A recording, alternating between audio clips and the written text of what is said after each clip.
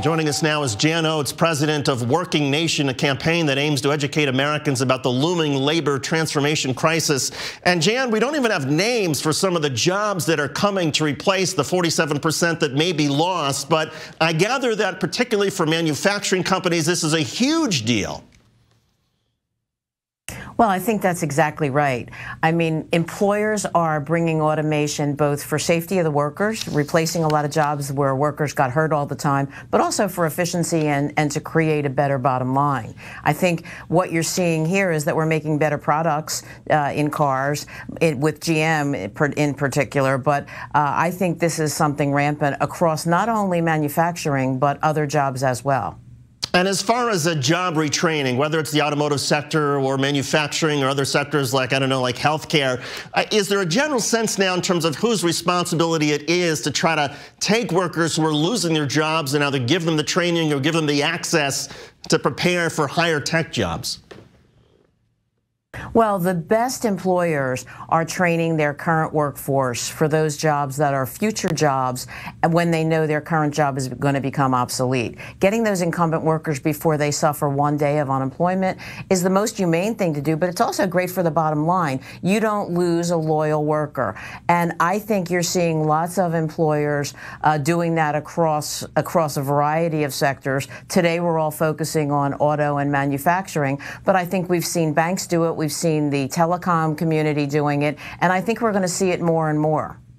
What is the best way for workers who are out there who think, okay, I work in a job or an industry where I can see it coming, automation or technology is going to cost me my job in the next couple of years. What's the best way that those workers can prepare?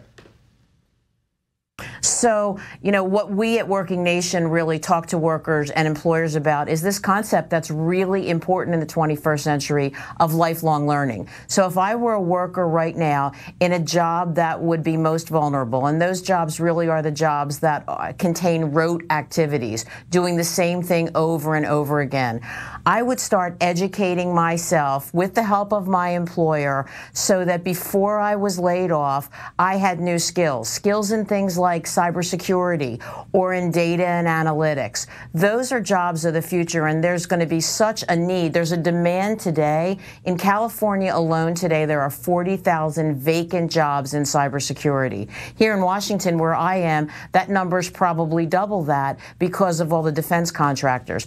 And these are jobs that are eligible, that are open for people from the certificate level all the way up to the PhD level. And I gather in industries like, I don't know, transportation, and I know there are a lot of truck drivers out there who are deeply concerned about automated trucks that are going to be coming online in the next 5 or 10 years.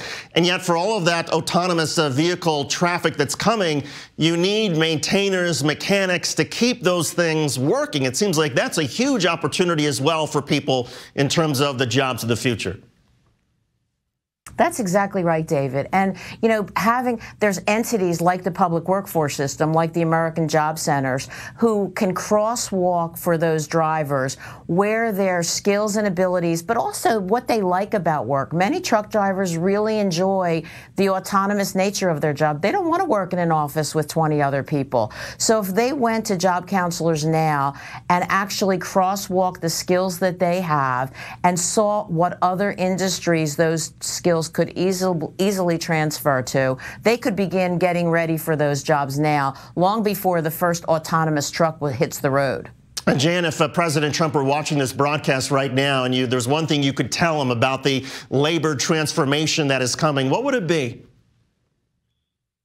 Well, I think every single person who's working today should understand that their job will be different in 6 months, in a year, in 2 years. Not just learning new technologies, not just learning the newest model of the smartphone or the newest software that you'll be using, but really the skills that you need in the workplace are changing.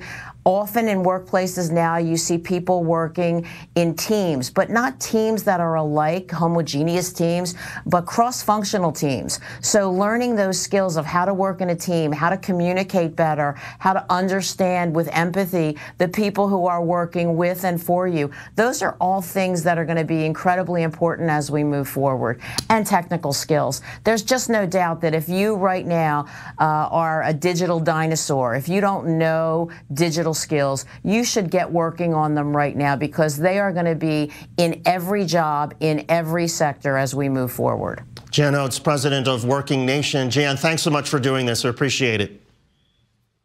Thank you. We got it.